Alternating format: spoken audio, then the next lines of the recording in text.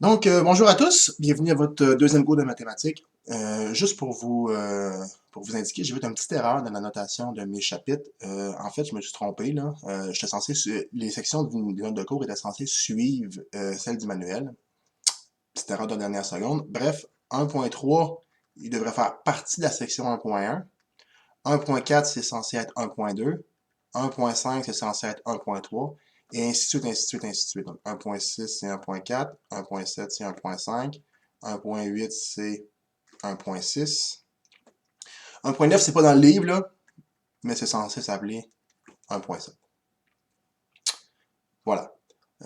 Donc, on va aller où est-ce qu'on était censé faire la géométrie analytique. C'est ici qu'on était censé donner le cours aujourd'hui. Donc, aujourd'hui, on va faire la géométrie analytique. On va parler des droites.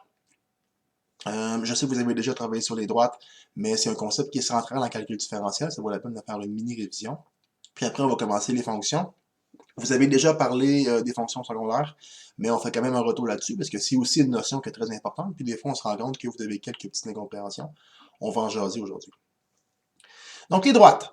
Premièrement, vous avez les droites de la forme y est égale à ax plus b, mais peut-être qu'au secondaire, il vous montre mx plus b. Personnellement, j'aime moins le m, là, parce que d'habitude, quand on choisit des variables pour une fonction, on prend nos constantes dans l'ordre des lettres de l'ordre alphabétique. Donc, c'est pour ça que j'aime mieux AB, mais si vous prenez M, c'est pas particulièrement grave. Donc, bref, le paramètre A, on sait que ça s'appelle la pente, où il y avait un autre mot pour ça qu'on appelait le taux de variation. Dans le cours, on va allègrement utiliser les deux. Donc, il faut connaître les deux mots. Pour calculer la pente, vous le savez, il y a une formule qui est y2 moins y1 sur x2 moins x1. Puis on l'écrit des fois de façon plus compacte en delta y sur delta x. Donc delta y, d, le triangle variation, donc variation des y, puis delta x, le triangle vous dit variation, variation des y sur variation des x. Même chose que y2 moins y1 sur x2 moins x1. Démonstration, d'habitude je la fais. Cette année, je décide de la sauter, sauver un peu de temps. On a énormément de matière à passer dans la révision, donc on essaie de sauver un peu de temps quand on peut. Maintenant, le signe de la pente, ça nous renseigne sur si notre droite est comme ça ou si notre droite est de même. Donc, grosso modo, le signe de la pente nous indique la croissance de la droite. Si A est plus grand que 0, donc si la pente est positive, donc le A plus grand que 0, ça veut dire que ma pente, elle est positive. La droite, elle est croissante. C'est-à-dire, si mon A est plus grand que 0, mes droites sont comme ça. Et si mon A est plus petit que 0, donc si ma pente est négative, ben dans ce cas-là, mes droites sont décroissantes. C'est-à-dire, comme ça. Là, c'est tellement la pire droite de la Terre. Là. Je vais essayer de la faire mieux que ça. Bon, c'est un peu mieux. C'est pas facile avec mon crayon. Voilà.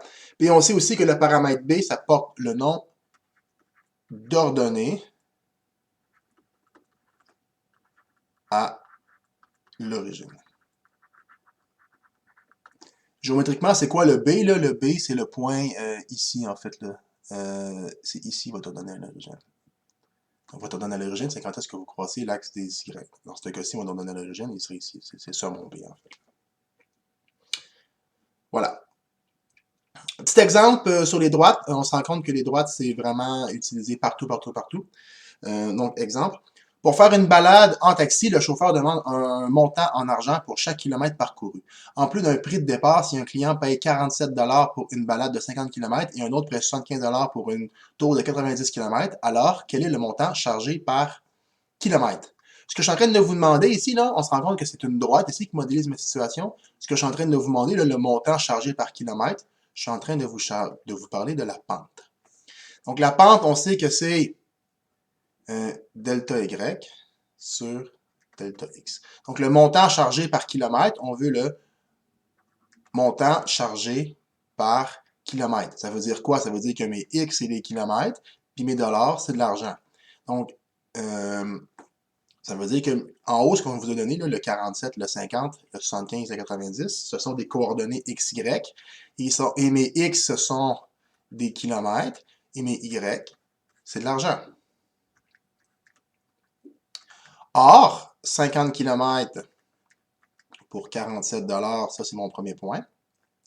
Et mon deuxième point, c'est 90 km pour 75 $. Donc, pour avoir la pente, on fait delta Y sur delta X. On va le réécrire ici. Donc, variation des Y, 75 moins 47 sur 90 moins 50. Donne. On va aller chercher ma calculatrice. Elle est ouverte juste ici. Voilà. Coucou le... Hey, non. C'est mieux comme ça. Peser sur le menu pour entrer les calculs. Voilà. Ce qu'on va faire CTRL, appuyez sur le bouton diviser. Ça vous fait une belle petite fraction comme ça. Puis là, pitonnez ce que vous avez à rentrer. 75 moins 47, puis 90 moins 50. Ce qui me donne 7 dixièmes. 7 dixièmes, ce qui me donne donc 70,70 $ du kilomètre. Donc, quand on fait un problème à contexte, on donne toujours la réponse en décimale. Donc, 0,70 $, 70 sous. Si je vous dis que ça vous coûte 7 dixièmes dollars, c'est un peu weird. Donc, quand on fait un problème à contexte, toujours le mettre en décimale. Mais quand on fait un problème pas de contexte, on laisse toujours nos réponses en fractions. Super. Écrire une équation pour établir le montant facturé en fonction du kilométrage. Donc là, on vient de montrer justement que ma pente, elle est de 0,70 x plus b. Et je dois aller chercher mon ordonnée à l'origine, mon b. Donc, utilisons un point. On va prendre n'importe lequel des deux. Je propose de prendre le plus petit des deux. D'habitude, c'est plus facile à calculer avec le plus petit des deux. Donc, on remplace notre point dans la droite. Donc, nos x puis nos y plus b. Donc, 0,70, on sait que c'est 7 dixièmes. Donc, 7 dixièmes fois 50, 50 par 10, ça fait 5. Puis 5 fois 7, ça va nous donner 35. Donc, ça va faire 47 est égal à 35 plus b. Si vous n'aimez pas ça, prenez votre calculatrice, il n'y a vraiment pas de trouble. Puis ensuite, on envoie le 35 de l'autre côté. Donc, 47 moins 35, il va nous rester 12. Donc, on arrive que c'est y est égal à 0,7x plus 12. Voilà. Aussi simple que ça. On va terminer notre petite section sur les droites avec ça. Donc, les droites parallèles et les droites perpendiculaires. Si nous avons deux droites dans un même plan cartésien, on peut savoir si elles sont parallèles ou perpendiculaires en regardant leur pente. Donc, ce qu'on a vu au secondaire, c'est on a vu que deux droites non verticales sont parallèles si et seulement si elles ont la même pente. Donc, grosso modo, si vous avez une droite de la forme y est égale à 3x plus 2, puis y est égal à 7x plus 3, mais mes deux droites sont, pas 7x plus 3, mais si je vous dis, mais en fait, mes deux droites ici ne sont pas parallèles parce qu'ils n'ont pas la même pente, mais si je remplace le 7 par un 3, maintenant ils sont parallèles parce qu'ils ont la même pente. Voilà. Pourquoi je vous dis deux droites non verticales? Parce qu'une droite verticale, comme ça, ils peuvent être parallèles, mais ils n'ont pas de pente. On ne peut pas utiliser l'idée de la pente, parce que des droites parallèles comme ça, ça n'a pas de pente.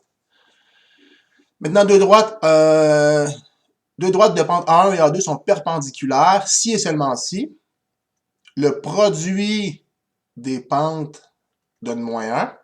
Puis on va, au secondaire, des fois, il y a des profs qui disent que les pentes sont inverses. Là. Des fois, ils l'écrivent sous cette forme-là. Mais c'est la même maudite affaire. Hein. Donc, maintenant, exemple. Trouvez l'équation de la droite qui passe par le point 4, 5 et qui est perpendiculaire à la droite 3x plus 2. Maintenant, il va faire attention ici, ma pente, c'est pas 3. Pour avoir ma pente, je dois isoler mon y. Donc, je vais envoyer mon x de l'autre côté. 2y est égal à moins 3x plus 2. Puis on divise tout le monde par 2. Donc, y est égal à moins 3x sur 2 plus 1. Ce qui veut dire que ma pente ici, elle est de moins 3,5. Maintenant, trouver l'équation de la droite qui passe par 4 et 5 et qui est perpendiculaire. Donc, pour être perpendiculaire, on doit avoir les pentes inverses.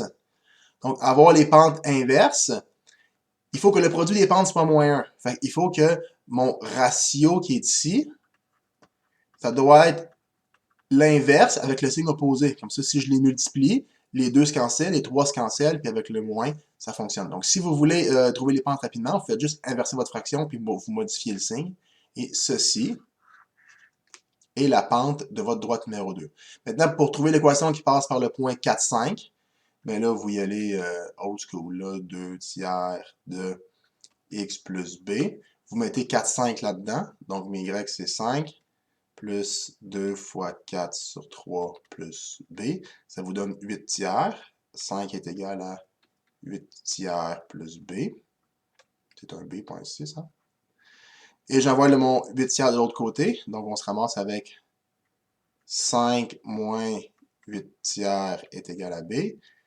On va faire x3 en haut, en bas. Donc, je me ramasse avec 15 tiers. Puis 8 tiers, 15 tiers moins 8 tiers, ça me donne 7 tiers est égal à b. Donc, ma droite, c'est y est égal à 2 tiers de x plus 7 tiers. Voilà.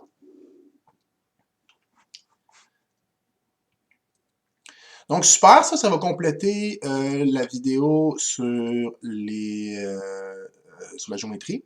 On va arrêter la vidéo ici. Il reste quand même une autre vidéo à regarder pour finir le cours. Donc, ça va faire une petite cassure entre les deux. Vous pourrez prendre une petite pause. Donc, quand vous êtes prêts d'aujourd'hui, allez regarder la vidéo de la section 1.5. Puis après, vous aurez terminé votre cours. Donc, voilà. On arrête ça là. Je vous dis à tantôt. Bye.